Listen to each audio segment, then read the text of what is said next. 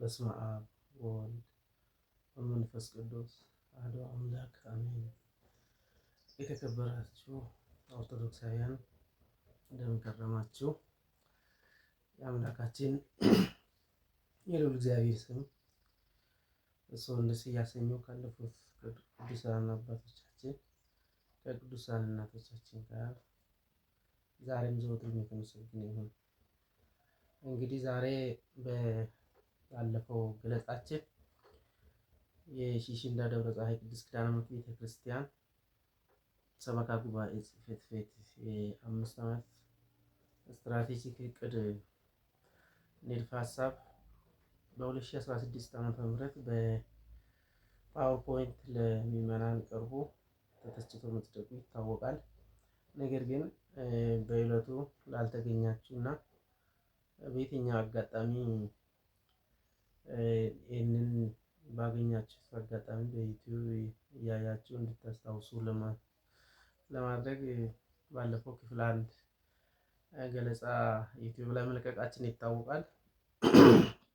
ዛሬ እንግዲህ ክፍል 2 እንቀጥላለን። ክፍል 2 በገለጻችን ክፍል 2 በዚህ ስትራቴጂክ ክፍል 1 ነው የሚለው። ነገር ግን ባለፈው ለመግቢያነት ያክል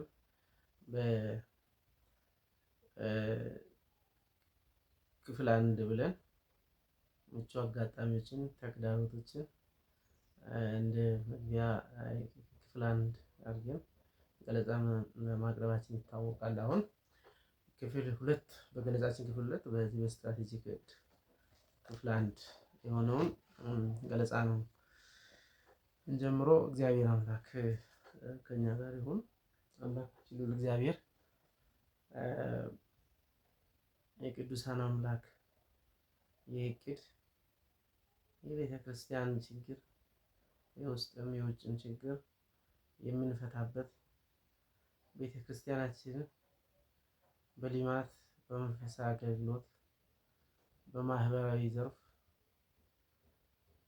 ድሮም ትልቅ ኃያል ቤተ ክርስቲያን ነች። አሁንም ኃያልነቷን የምናስቀጥልበት እቅድ ያደርግልን የአምላካችን ቅዱስ ፈቃድ ይሁንልን። ክፍል 1 መንፈሳዊ አገልግሎት ዘርፎች 5 ዓመት እቅድ። በዚህ ስር 1.1 የመንፈሳዊ አቅም ግንባታ ስራዎችን አጠናክሮ ማስቀጠል የሚል በዚህ ስር እንግዲህ አቅም ግንባታ የሚለውን አንደርላይን አድርገን ማየት ያስፈልጋል።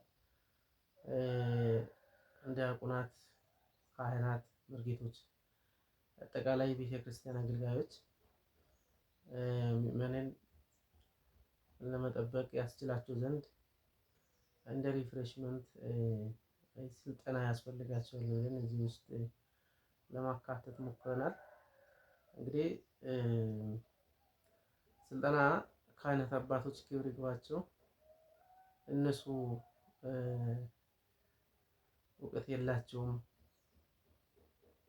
ገና እነሱን ለማሰልጠን ለማስተማር ሳይሆን ነገር ግን ልጆቻቸውን ትኩረት ሰጥቶ እንዲከታተሉ ያስችል ዘንድ ማነቃቂያ የሪፍሬሽመንት ስልጠና በተለይ በንስሐ ልጆች አያያዝ ዙሪያ የሚስተዋሉ ችግሮችን ይፈታል ብለን ስላሰብን እዚህ ስር አካተናል እና በዚህ ስር የንስሐ አባት እና የንስሐ ልጅ ግንኙነት፣ የንስሐ ልጅ አያያዝ፣ ካህን እንዴት መች በስንት ቀን ከንስሐ ልጁ ጋር መገናኘት አለበት። ንስሐ ልጅ በተለያዩ ችግሮች ተወጥሮ ተስፋ ሊቆርጥ ይችላል።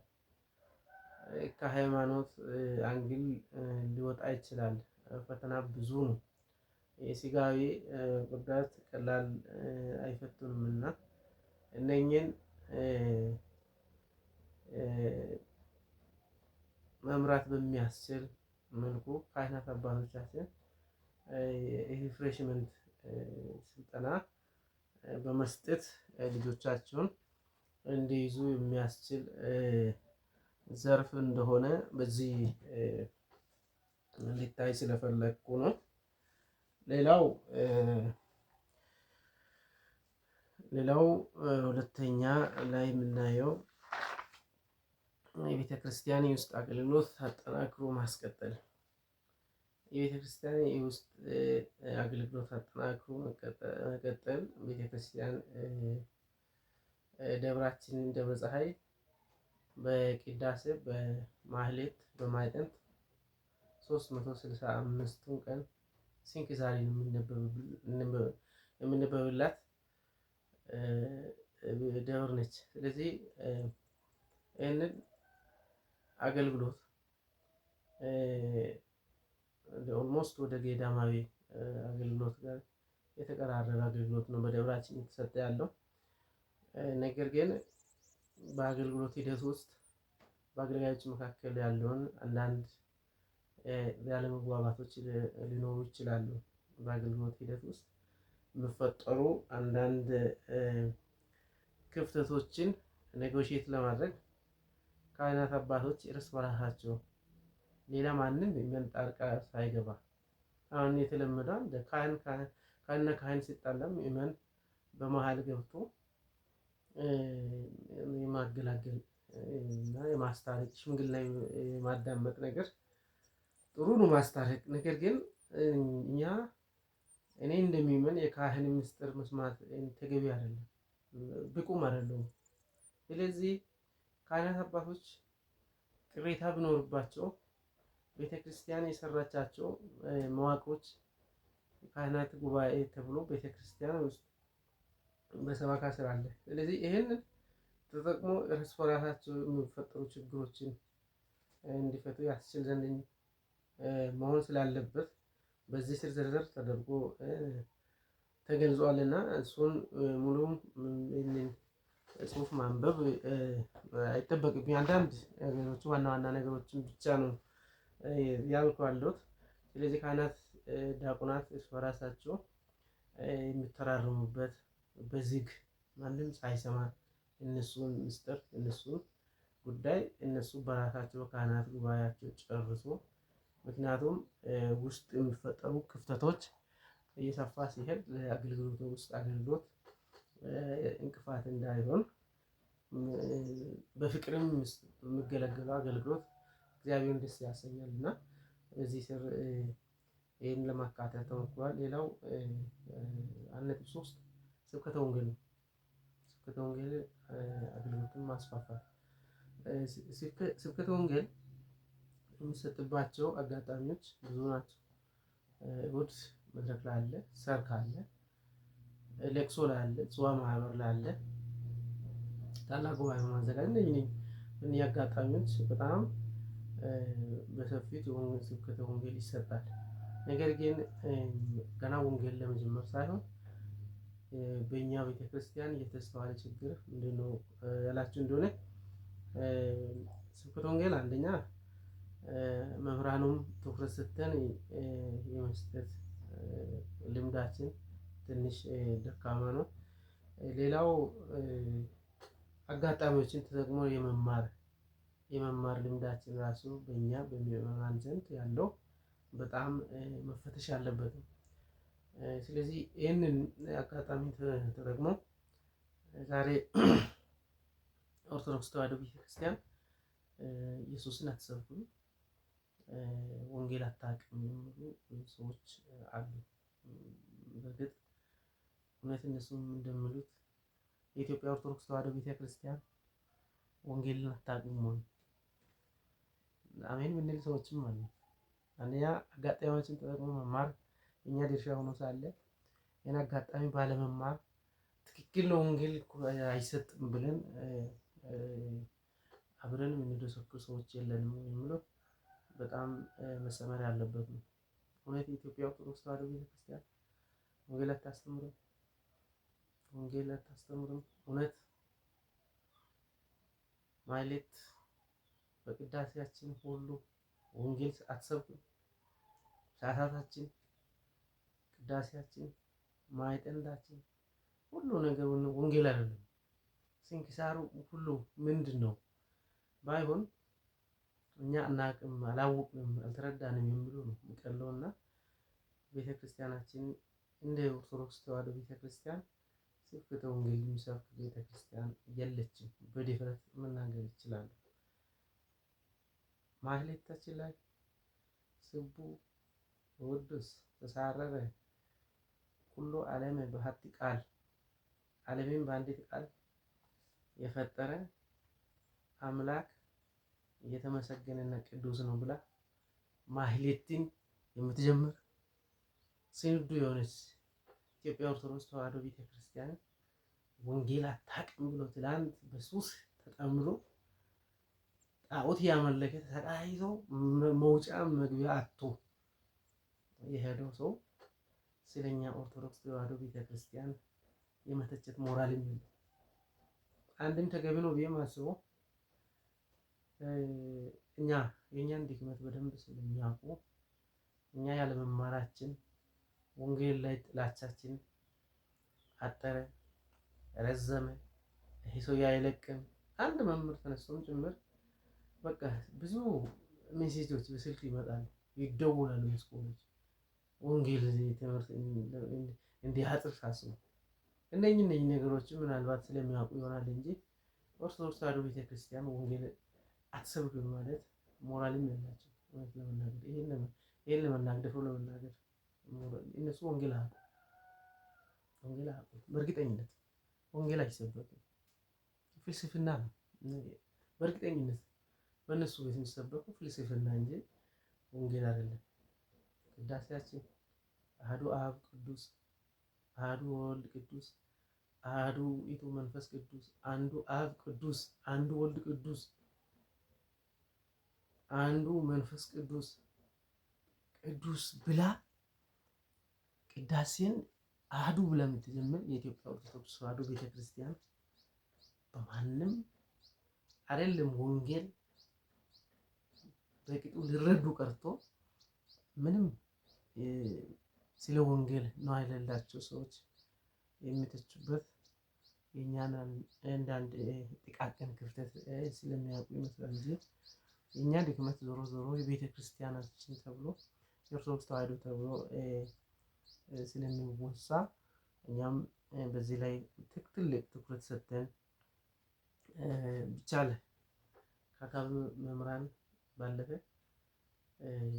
እንደ ደብር ምሩቅ የሆኑ ቴዎሎጂ ስነ መለኮት ተመራቂ ሰባኪያንን በመቅጠር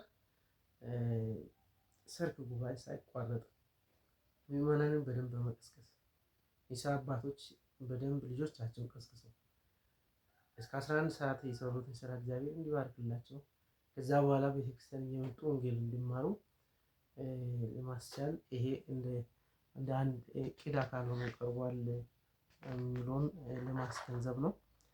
ሌላው ታላላቅ ጉባኤን ማዘጋጀት እንግዲህ ቅድም የስብከተ ወንጌል መዳረሻ አንዱ ጉባኤ ነው። ጉባኤ በማዘጋጀት ስብከተ ወንጌልን ማዳረስ ይቻላል። በሰርክ፣ በለቅሶ፣ በጽዋ ማህበር፣ በእሁድ፣ በየሳምንት በተለያዩ አጋጣሚዎች በተገናኘነው ማጽናኛ አንድ ክርስቲያን ቤት ለቅሶ ቢኖር ለቅሶ ቤት ለማጽናኛ በመሄድ እዛ ወንጌል መማር ይቻላል። እየተማርንም ነው። ስለዚህ እነኚህ አጋጣሚዎች ናቸው፣ የሚሰበክባቸው አጋጣሚዎች ናቸው። ታላላቅ ጉባኤ በጣም ይሄ ደብር ታላላቅ ጉባኤ በማዘጋጀት በጣም ልምድ አለው። ነገር ግን አንዳንድ የሚስተዋሉ ነገሮች አንደኛ እኛም ጋር ያለው ችግር አለ። ጉባኤ ታላቅ ጉባኤ ብዙ ወጪ ወጥቶ ብዙ ተደክሞ ጉባኤ ተዘጋጅቶ የሚማር ሰው ይጠፋና የሚመጡ ሰዎች ሽሽንዳ ይሄ ነው የምንሰማን ሽሽንዳና ያየነው ሽሽንዳ ብሎ ተችተው የሚሄዱበት አጋጣሚዎች ይስተዋላሉ። ሌላ ደግሞ የሚመጡ መምህራንም በራሳቸው እነሱ የሚፈጥሩት ችግር አለ። አገልግሎትን እንደ ቢዝነስ አድርጎ ማየት፣ ከቤተክርስቲያን አቅም በላይ ውጪ መጠየቅ፣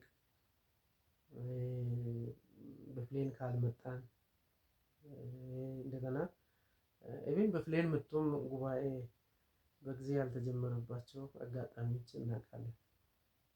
ሰው ተሰብስቦ መምህሩ በፕሌን መጥቶን ጭምር አልደርስ ብሎ ሰው ከተበተነ በኋላ የደረሱበት አጋጣሚ ይስተዋላል። እና እነኚህ ነገሮች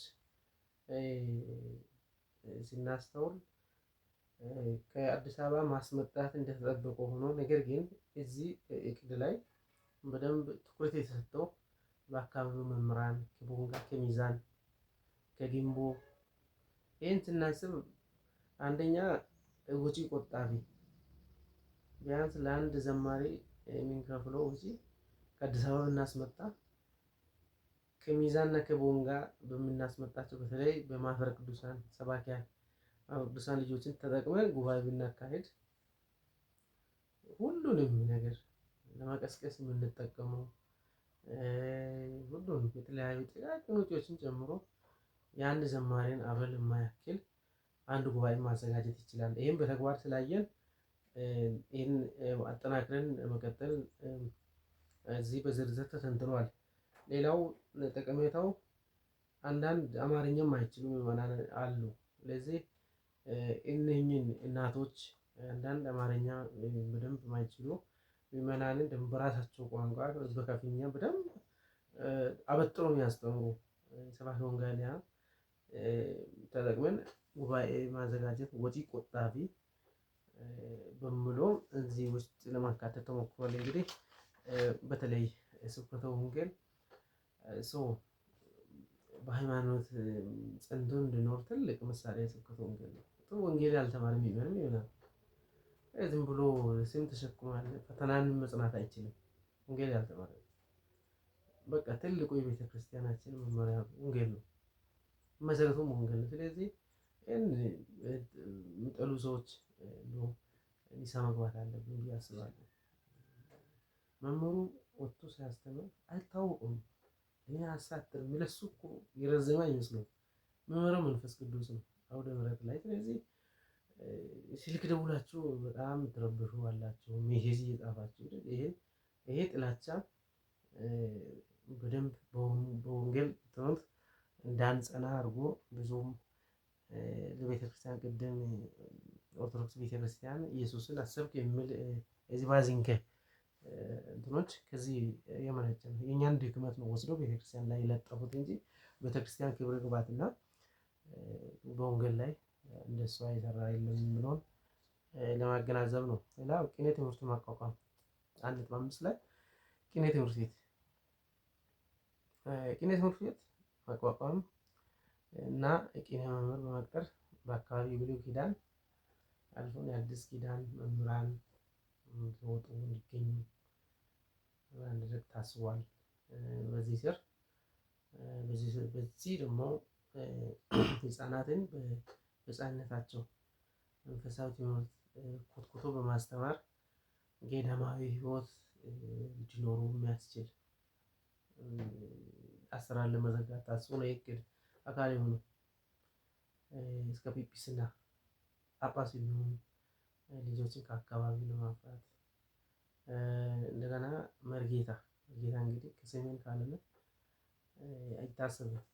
እውነት መርጌታ ምን መሆን የማይችል ትውልድን ከውሃ ውስጥ መርጌታ ማፍራት አይቻልም ወይ ብሎ ካየን በጣም ይቻላል።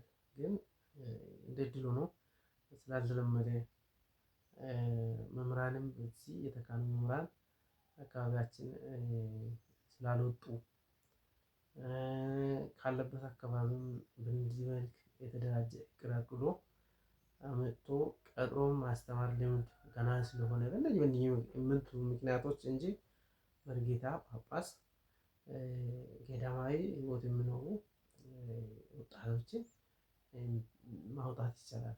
ስለዚህ በዚህ ስር በደንብ የተካተተው እነኚህ ነገሮች ከስሩ በመስራት ከፍተኛ እውቅ የቤተ ክርስቲያን መምህራን መፍለቂያ እንዲሆን ደብሩ ይህን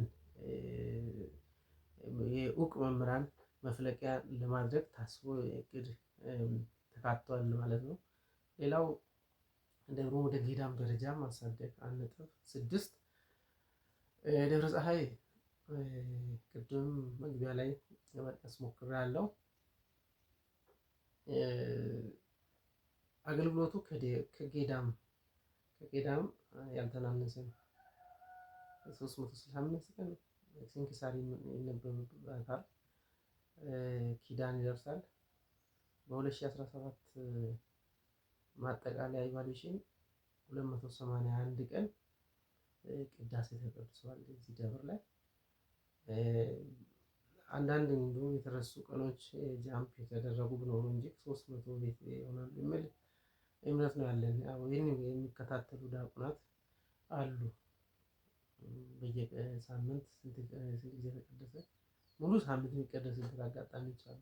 በነገራችን ላይ በወር ውስጥ 25 እና ከዛ በላይ የሚቀደስበት አጋጣሚ ምንም አንሶ በወር ውስጥ ከ20 ቀን በታች ተቀድሶ አቅም የለም። ስለዚህ ይሄ አገልግሎት ጠንካራ በጣም የተደራጀ አገልግሎት ስላለ ብዙ የገዳም መስፈርቶችንም እኮ ያሟላ ደብር ብለን እናምናለን። ስለዚህ ይዞታ እንበለው ወደ 14 ሄክታር ይዞታል ከተማ ላይ ይህን ያክል ሰፊ መሬት መያዝ እውነት ለመናገር በጣም ብርቅ ነው።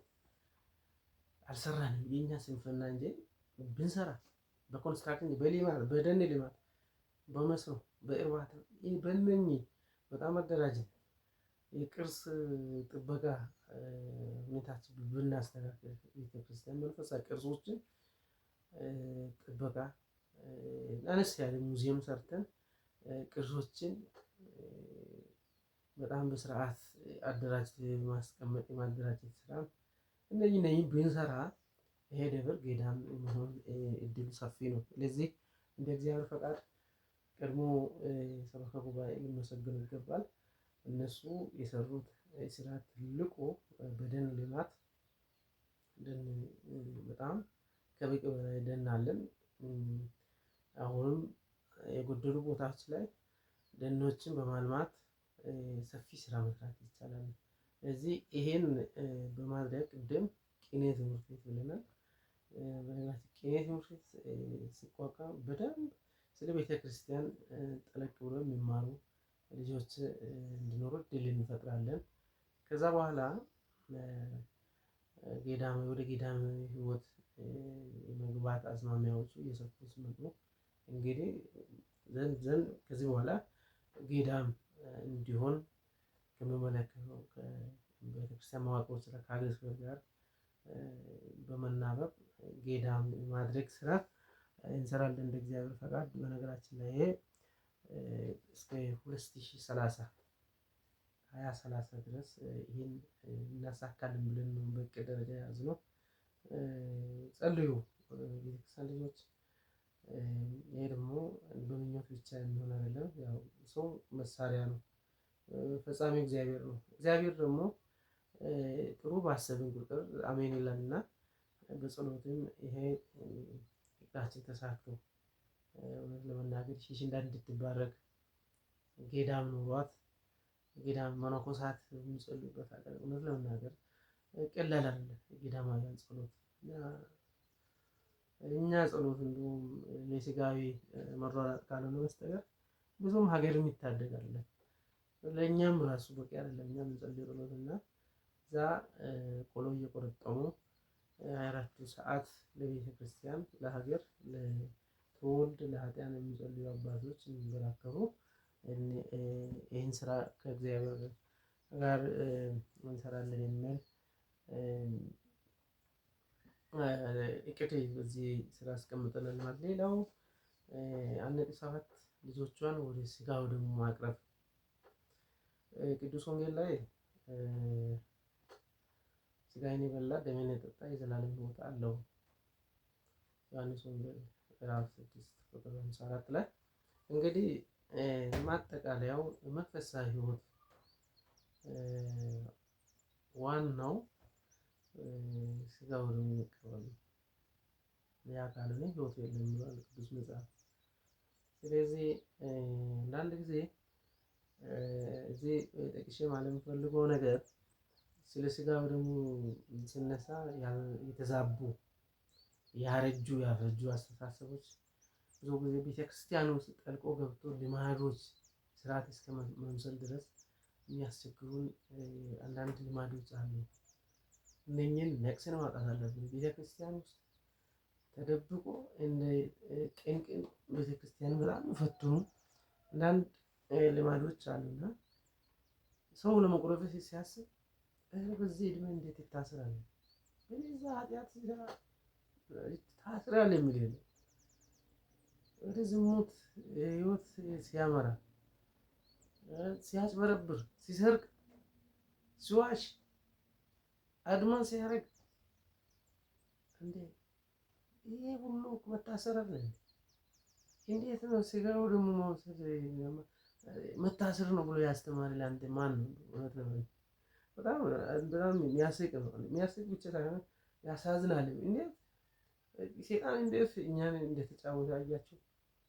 ኃጢአት ሲሰራ የታሰርክ መስሎ ማይታይ ነገር ግን እዚህ ስጋው ደግሞ ለመቀበል በረመጋችን ላይ በጣም ስጋው ደግሞ ለመቀበል ያቀዱ ሰዎችን በጣም አስፈራርቶ የሚያስቀሩ ይሆናል ስላሉ እኮ ነው ይሄን አትኩረን እየተነተንኩ ያለው። አቅዱ የሆነ ሰዎች ትሞታለህ እንዴ? እኛ እኮ ከስጋው ሞት ለማምለጥ አይደለም እኮ ክርስቲያን የሆነው። ከስጋው ሞት ለማምለጥ አይደለም። ማንም ስጋ የለበሰ ሞትን እኮ የሚያመልጥ የለም። ነገር ግን የነፍስ ሞት እንዳንሞት ቅዱስ ቁርባን መቀበል በስጋም በጣም ደስተኛ ኑሮ እንድንኖር የሚያደርግ ትልቅ ጸጋ ነው። ይህን የሰጠን እግዚአብሔር የተመሰገነ። በመንፈሳዊ ሕይወት በስጋችን በምንኖርበት ስጋው ደግሞ ተቀበላችሁ ያወቃችሁ ሰዎች የተቀበላችሁት ዕለት የሚሰማችሁን ደስታ እስቲ አስቡ። አንድ በጣም ትልቅ ጸጋ ነው። የተቀበላችሁበት ዕለት ከመላእክት ጋር የምትውሉ ነው የሚመስላችሁ። በጣም ልዩ ቀን ነው ያ ቀን። ስጋ ደግሞ የተቀበልንበት እግዚአብሔር ብሎ ነው እኮ በየቀኑ ቤተክርስቲያን እኮ ይቀደሳል። በየሳምንት ይቀደሳል። ያው እንድንቀበል ነው። ስጋው ደግሞ እንድንቀበል እኮ ነው ቅዳሴ የሚቀደሰው። ሌላ ታምር የለም። ህፃናት ብቻ እኮ ግዴታ የትኛው ቤተክርስቲያን ስርዓት የለም። እነሱ እኮ ኃጢአት የለባቸው። ኃጢአት ያለው ሰው ኒሳ ገብቶ ስጋው ደግሞ መቀበል ያለበት ላይ በተለይ ይሄን ከካህናት አባቶቻችን ጋር በደንብ ተነጋግረናል። ልጆቻቸውን ወደ ኒሳ እንዲያስተምሩ በግምገማ መልክ ካህናት ጋር በደንብ ይሄን ዲል ተደራግናል። ወደ ስጋው ደግሞ ስጋ ደግሞ የተቀበሉ ደግሞ ዝም ብሎ ለዝና እንዳንኖር እንዳንደ መታሰብ ያለበት ነው። በቃ አንዴ ተቀብለን ለዘላለም ይሄ በነገራችን ላይ ባለበት መርገጥ የሚባል እርኩስ መንፈስ ክርስቲያኖች ላይ የሚዘረጋ መረብ ነው። ባለበት መርገጥ እግዚአብሔርን ትቀበላለህ። በቃ በዛ አንዴ የተቀበልከውን ብቻ እየመነዘርክ የተመጻደቅ እንድትኖር የሚያደርግ አስተሳሰብ ነው። በዚህ ውስጥ እንዳንኖር የተቀበሉት በየጊዜ ኒሳ እየገቡ መጥቶ በዛ ህይወት ውስጥ እንዲዘልቁ እንዲኖሩ በተለያዩ ምክንያቶች ከዛ ህይወት እንዳይወጡ የማጠናከር የማጽናት ስራ፣ ሌሎችን ደግሞ ወደ ስጋ ወደሙ በነገራችን ላይ ካሉት አንጻራዊ ካሉት ደብሮች የተሻለ ነው ደብረ ፀሐይ ላይ። ነገር ግን ካለን ምዕመናን ቁጥር አኳያ ካለን አገልግሎት አኳያ ካለን አገልጋዮች ብዛት አኳያ ነገር ግን ተጠቅመናል ገና ነው። ስለዚህ ይሄ ደግሞ በደንብ መታሰብ ያለበት ነው። የለም በምለው በተለይ እዚህ ላይ መታሰብ ያለበት ስርዓተ ተክሊል 1990ዎቹ 1980ዎቹ ደብረ ፀሐይ ላይ ጥር ወር በትንሹ 6፣ 5፣ 7 ሰርግ በተክሊል ይካሄዳል። አሁን ብርቅ ሆኗል። ደብረ ፀሐይ ወጣቶች የት ነው ያላቸው?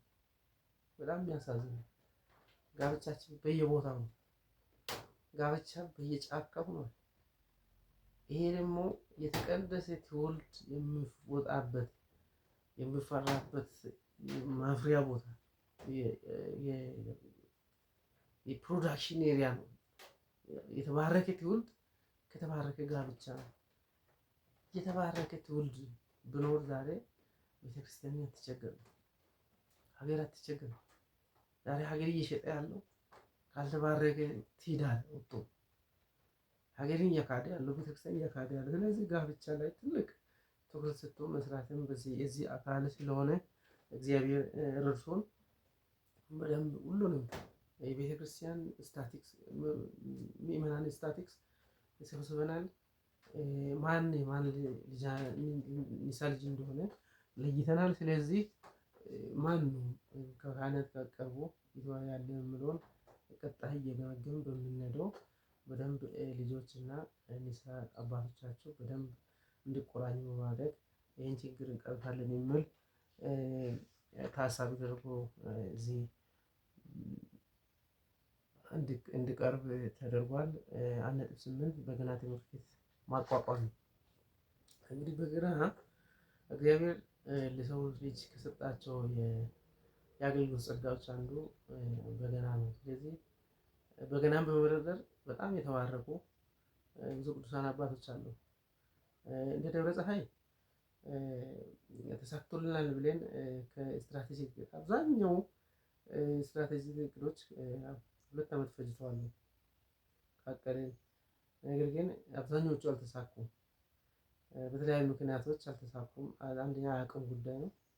ሁለተኛ የአንድነት ጉዳይ። በተለይ ቤተ ክህነት ጽሕፈት ቤት ከተዘጋበት ጊዜ ጀምሮ ያለው በጣም ምዕመናንን ረብሿል። ከዛ አንድ ሆነ ይህን እቅድ በደንብ እየገመገምን ለምንድን ነው ያልተሳካው? ለምንድን ነው መተግበር ያቃተን?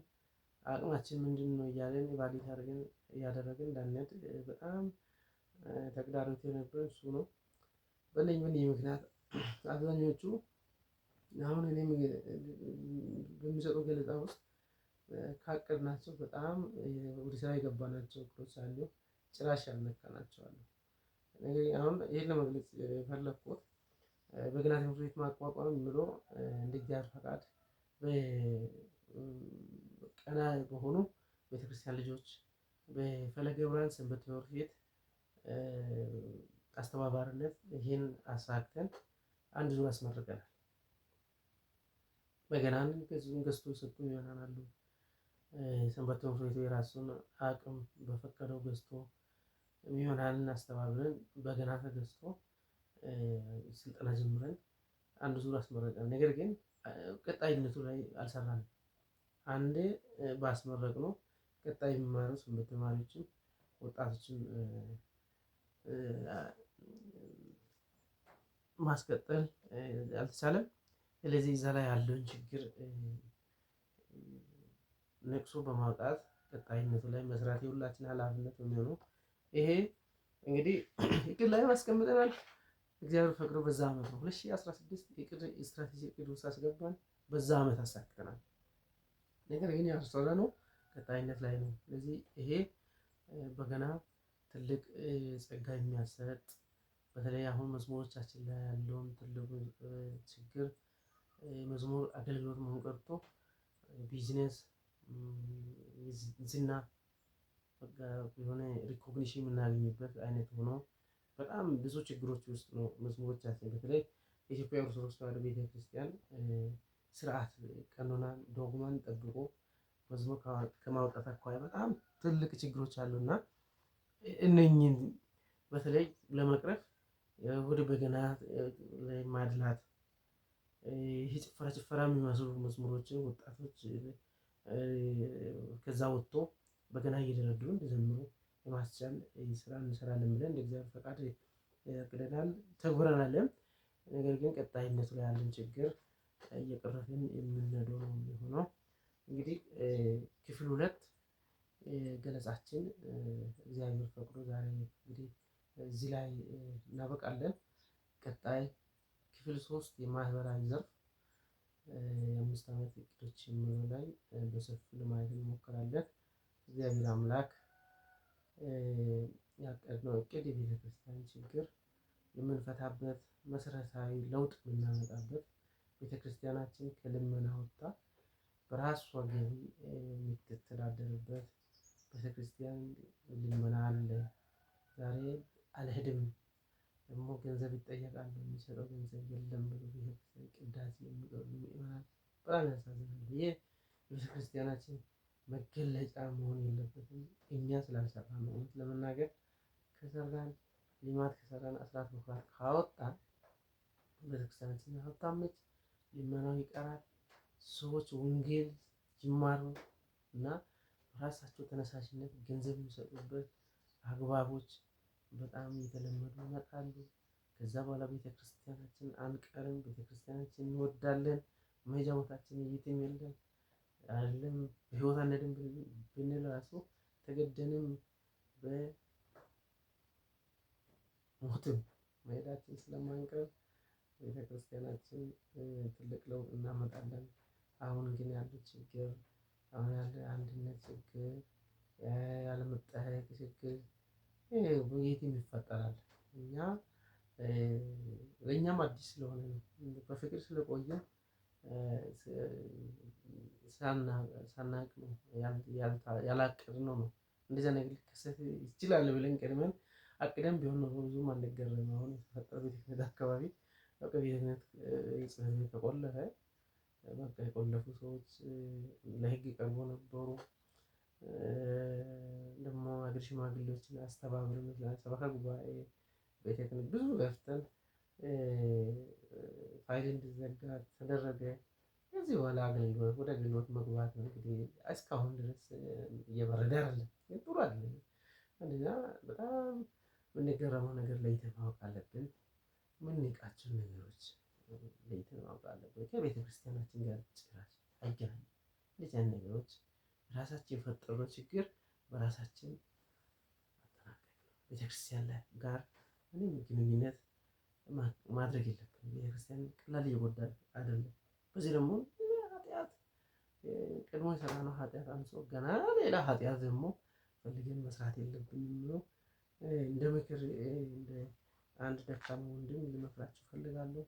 የቤተክርስቲያን አምላክ ከእኛ ጋር ይሁን። ቤተክርስቲያናችንን ወደ ቀደመው ወርቃማ ዘመን ተመልሳ በልማት በመንፈሳዊ ሕይወት መጀመሪያ ነች። ቀድሞም አሁንም መጀመሪያነቷን ይዛ የምትቀጥልበት ዘመን ይሁን የሚል ጸሎት ነው። እግዚአብሔር ይስጥልን። ቀጣይ ክፍል 3ን እንቀጥላለን። ፈቃደ እግዚአብሔር ይሁን።